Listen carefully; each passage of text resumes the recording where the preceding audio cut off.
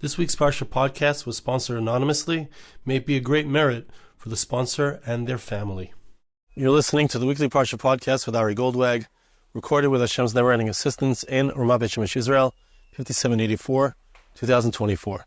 This week's Parsha is Parsha Bechukosai, and we have the very final Parsha of Sefer Vayikra, of the book of Leviticus.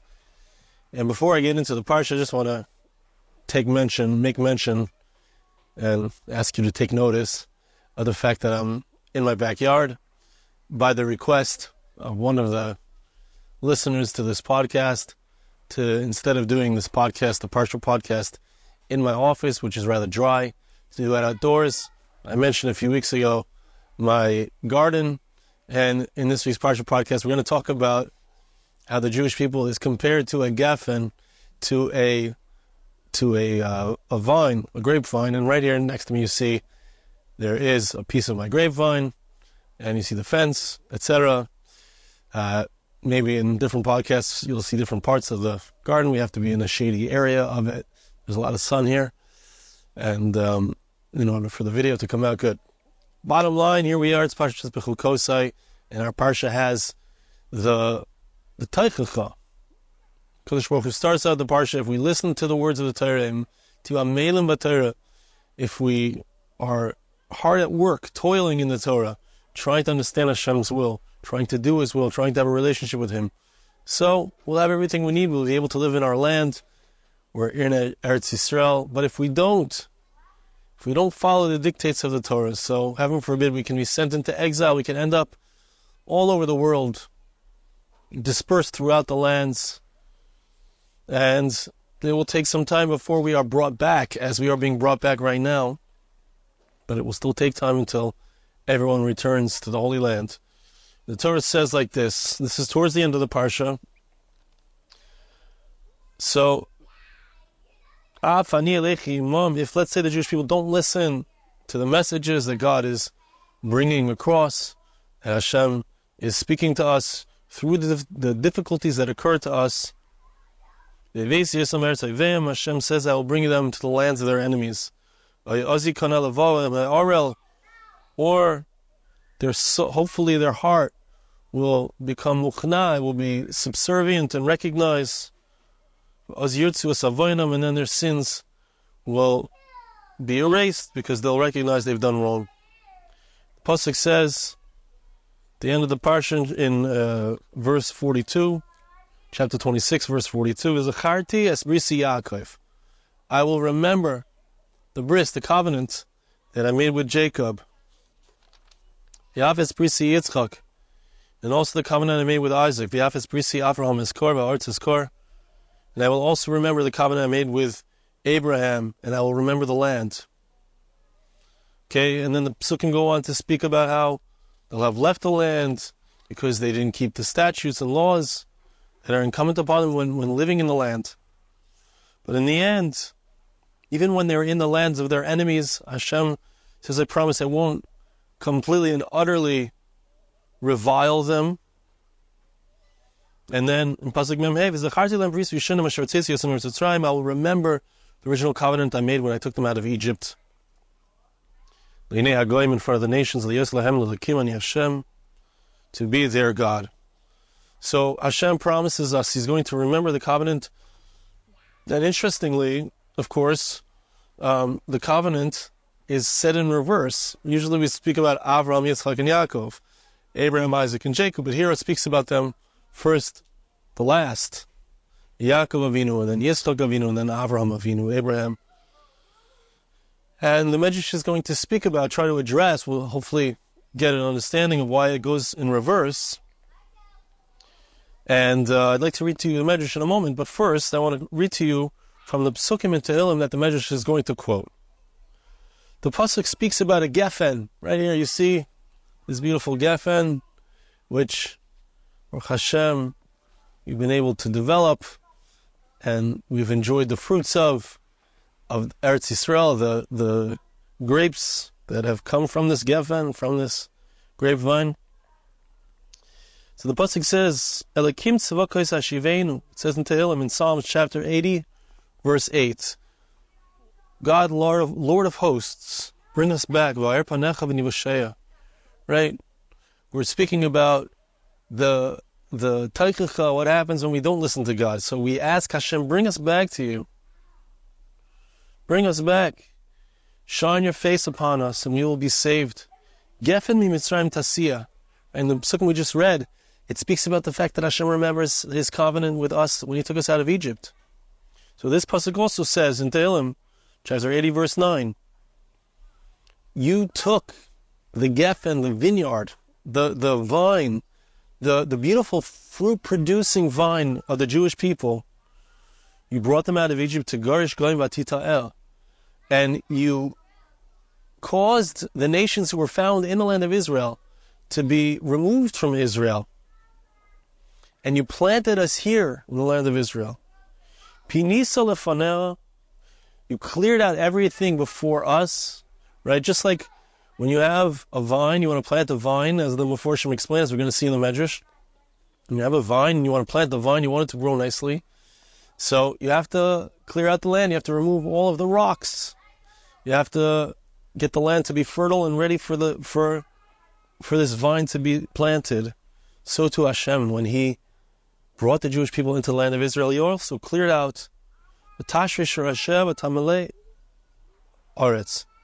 And Hashem, after removing the nations that were there, so Hashem caused us, this beautiful vine, the Jewish people, for its roots to root in the land, and it filled up the land, right? So this grapevine, what you see right here, so it actually had climbed up a huge tree that was over here. It had climbed up the entire tree, and it was actually, many of the grapes were out of reach. We had to climb up on a roof over here in order to get the grapes. And recently we chopped down this tree, Baruch Hashem, and so we were able to bring down the level of the grapes, the grapevine, closer to where we can access the grapes. But naturally, a grapevine rises up and it climbs up and it expands and it extends. And that's how the Jewish people are. Verse 11, Kasu harim tzila, anafar ze'el. The vineyard has a beautiful shade that it provides. Here we are sitting, there's a lemon tree here and there's a grapevine around me, and we're sitting in the shade of these beautiful trees planted in the Holy Land of Israel. So the Jewish people also provide shade for the mountains. The mountains are a hot place. And its branches are powerful. And they climb up the mighty cedars. Teshalach Yitzirah, Adiyam, El Nar, and Kaisel. The Jewish people are compared to a vine, but it's a vine that extends and expands throughout the entire land of Israel and has the potential to expand and have an impact on all of the nations around her. And the pasuk speaks about the fact that Hashem sent us into Galus, just like we saw in our psukim, in our Parsha, but Hashem ultimately is going to return us back to our holy land. All right, so that's the psukim in Tehillim. Now let's see together the Medrash. And the Medrash has a lot to say, a lot of beautiful things to say about the mashal of a vineyard, the analogy of the vineyard. V'zacharti es brisi Yakov. Hashem promises He's going to remember the covenant with Jacob. Hadod ichsiv gefen mi Mitzrayim tasiyah. That's what it says in the verse. Our verse that we just read in Tehillim in Psalms. That God took us out. He took this vine. He exported the grapevine, removes it from Egypt, caused it to travel all the way to the land of Israel, and replanted it there.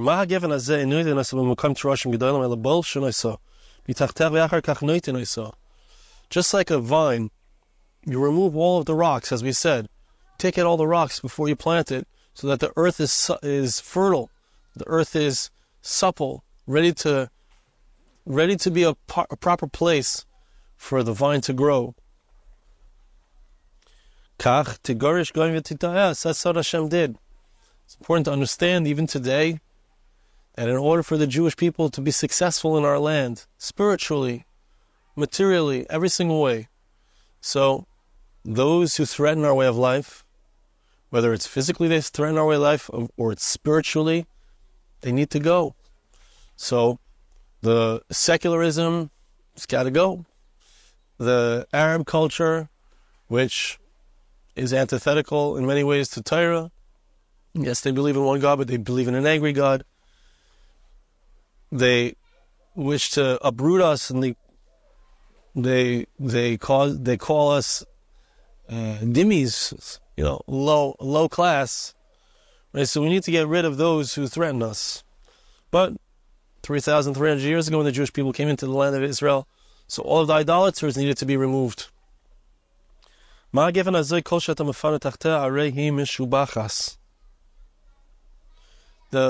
Medrash is now going to go through many different ways that the Jewish people is compared to a vineyard, to a vine, to a grapevine. And it says like this: just like a vine, to the extent that you remove, the more you clear the earth, the more, right, the earth, which Baruch Hashem have been able to work and develop over the last few months. We've been planting grass, we've been planting trees. We're going to today, Bezrat Hashem, plant a rimon tree, a pomegranate tree. So, but if you wanted to succeed, if you want your plants to succeed, so you need to remove all of the things that block it from being able to have space for its roots to spread out. Once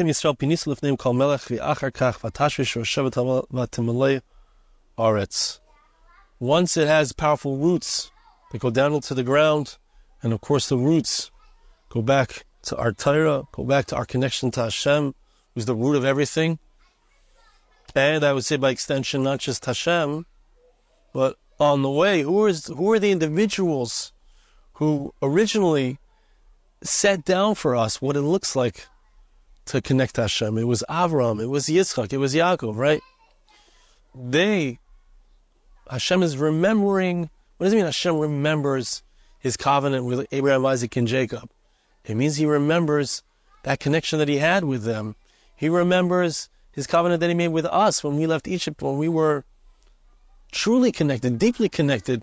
This vine that had roots that would strike down into the ground and spread out throughout the land, right? So Hashem remembers that.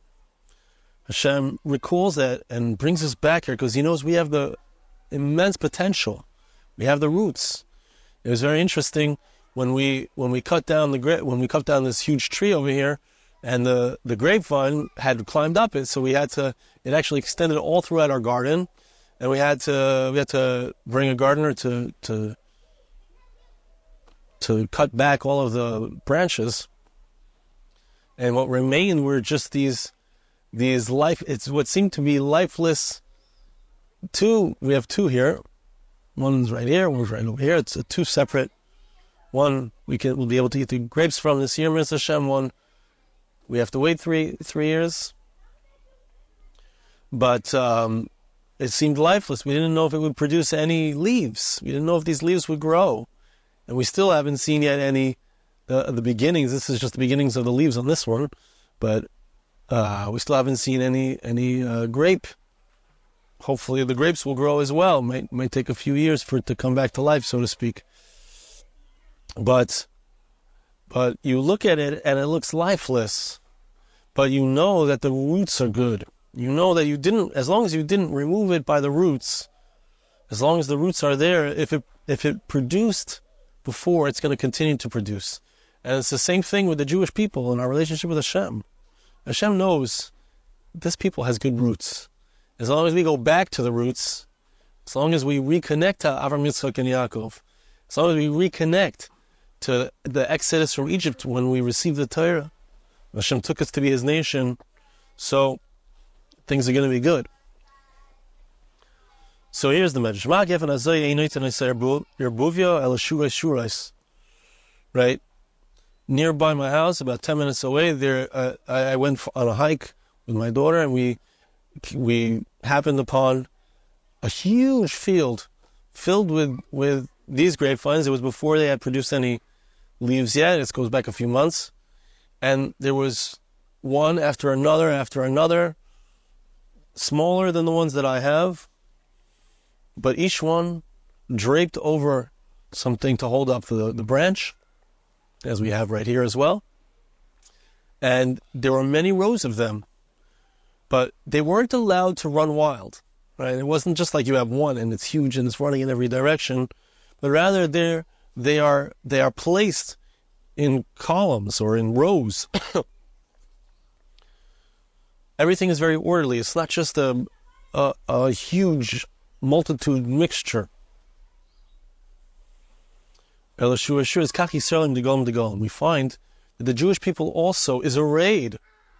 The way that the Jewish people was in the Midbar, in the wilderness, is we were arrayed around the Mishkan, 4 tribes in each direction. No, I'm sorry, 3 tribes in the 4 directions. 3 times 4 is 12. And everything was very misudar, it was very ordered. Why? In order for each tribe to develop to its full potential, so everything needs to have its space, everything needs to have its place. That's why it says in the verse, each person was upon his flag. Right? Everything was arranged by flags, and the flags had a representation of the attribute of each tribe. With signs for the houses of the fathers. So the Jewish people are compared to a vineyard, or an orderly place where each one of us can thrive and become what we're meant to be. If you look around my garden, which I can't show you right now, but you see that the vineyard, the vine itself, the core of the vine, right, what you see here is just offshoots of the vine, but the main vine itself is very low. It's short. The other trees grow much taller. There I have above me is a lemon tree that's grown very tall. And over there we have an olive tree which has grown tall. And we're going to plant, as we said, the pomegranate tree, which it's Hashem will grow tall. But the vine, the grapevine, its character is that it's short. It's low. But what happens is, first of all, you use other trees to prop it up. And as I mentioned earlier, it climbs up other trees in order to get the light and to access the light. So it sends out its branches and it uses other trees. It climbs upon the other trees. It's beautiful.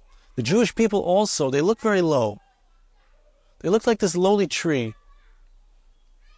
What kind of impact can a nation that has only 15 million members, compared to a world where there's 7 billion people, or 7.5 billion, 8 billion people, I don't know what numbers we're up to now. But how much of an impact can we have? We're so small, we're so insignificant, so lowly. The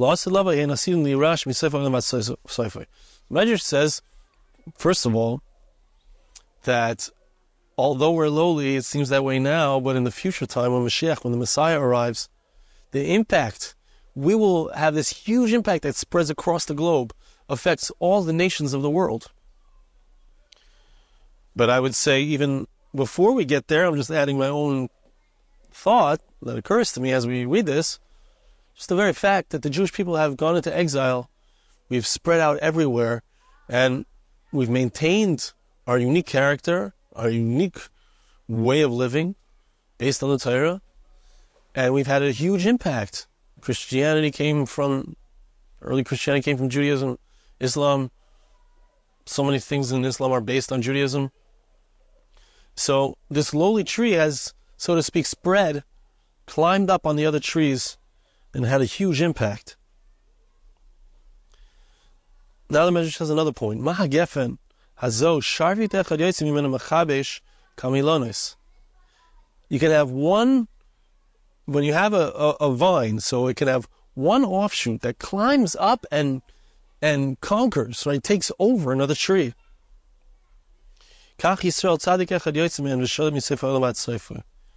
The the Jewish people also have this character that one righteous individual, one offshoot of the Jewish people, comes and it can have a huge impact. That one individual, that one tzaddik, that one righteous individual.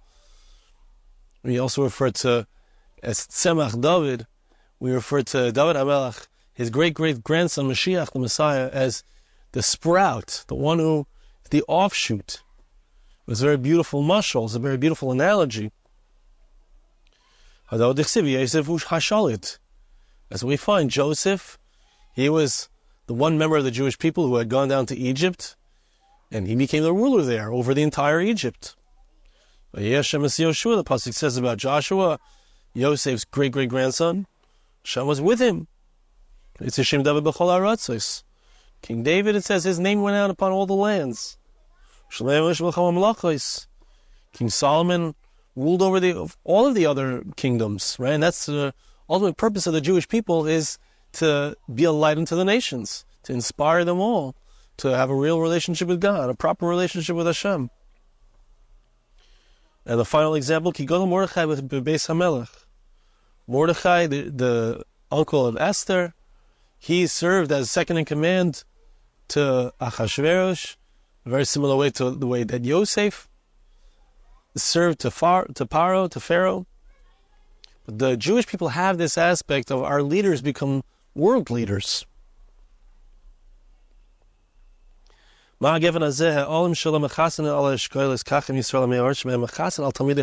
beautiful. If you look at a grapevine, right, so it has these leaves, and if you want to see where are the eshkolos, where are the grapes? Grapes are not on top of the leaves. They're always found hanging underneath the leaves, because the leaves protect. They're there to help and protect the grapes. They should be able to be available for human beings to eat, right? And in a similar way, says the Medrash,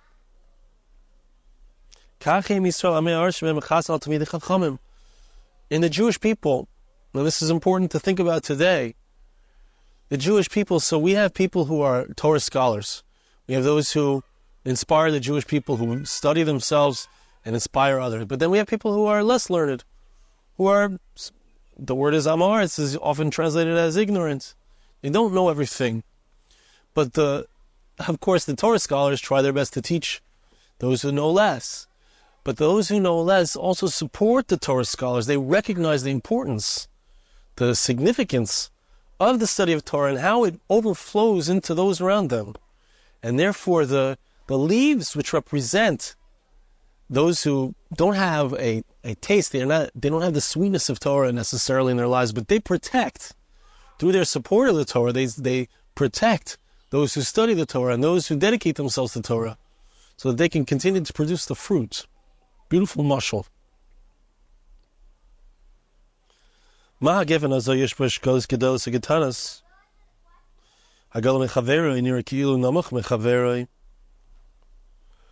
Just like you find that there's different sized bunches of grapes. Some of them seem to be taller, some of them seem to be shorter, smaller and larger. The ones that are smaller, hold on a second, I want to read the explanation.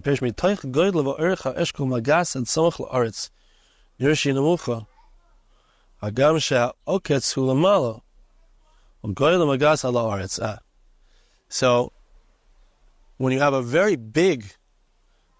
large, sweet, fully developed cluster of grapes, so it's so big that it ends up coming closer to the ground. It seems very low. But the one that's very low is much sweeter and it's all ready. But the ones that are much higher are smaller. They don't have that full sweetness yet. They haven't developed yet completely. So to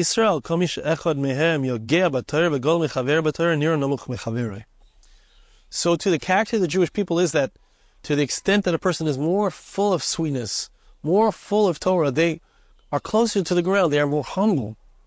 So they look like if you would ask them, they don't seem like they know too much. Or maybe they don't indicate that they know so much. But they may be incredible Torah scholars. And the ones that are higher up that haven't yet developed that full humility, so sometimes it seems like they're higher and more noticeable. But those are the ones that don't have that sweetness yet. Okay, there's so much more to read here. There's so many more comparisons. But I'd like to take us to the end of this medrash, where it says like this. Ma gefen zo hashomer shelo omid lamala. The final point here that the medrash says is that as we mentioned, the grapevine is low. It's low. And therefore, when, let's say in olden times, they would have people who would sit guard over a field, make sure that no robbers came in to steal any of the fruits or to damage the crops, etc. So they would sit in a guard hut. They would sit in a small hut, and they would be watching the field. So in regular orchards where the trees are very tall, so the guard hut was lower than the fruits that they were watching. When it comes to the grapevine, the grapes are lower than the shomer, than the person who's watching the fruits and trying to protect them. So the person is sitting and looking down. The watchman is sitting and looking down at the fruits. Kach Yisrael. So to the Jewish people, we are like a vine. Hashem Shalem Lamala. The one who watches over us, he's above us. He's looking down at us. Right? The nations, perhaps we could say, they think that they're high and mighty. They're very egotistical. They've risen very high. They think they're on a pedestal. The Jewish people recognize we're not there. We're not so as great as we wish we could be. So Hashem looks down. Hashem is our watchman, so to speak. He watches over us. He's protecting us. He's looking down to where we are. We don't believe ourselves to be high and mighty. Just like a gefen, how do you prop it up? So we have here a metal post, and on it some metal wires, but in the olden days they would prop it up with pieces of wood, dried wood. Just like the grapevine is propped up with dry wood, old wood, but it is moist and supple. Even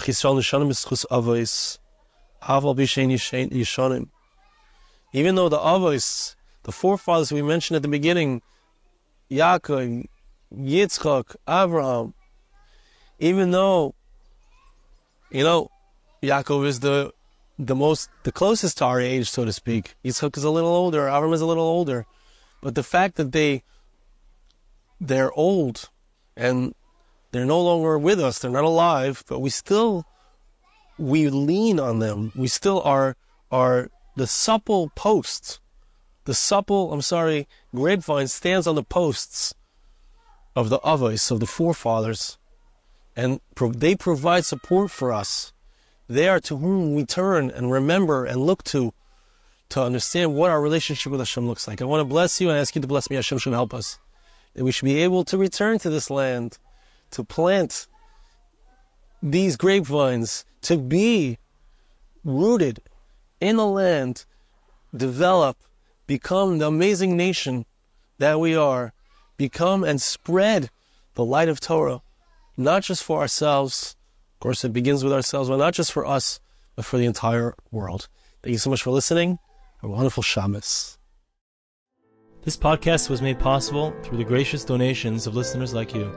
For more podcasts like this, please visit www.arigoldwag.com or search on iTunes Ari Goldwag.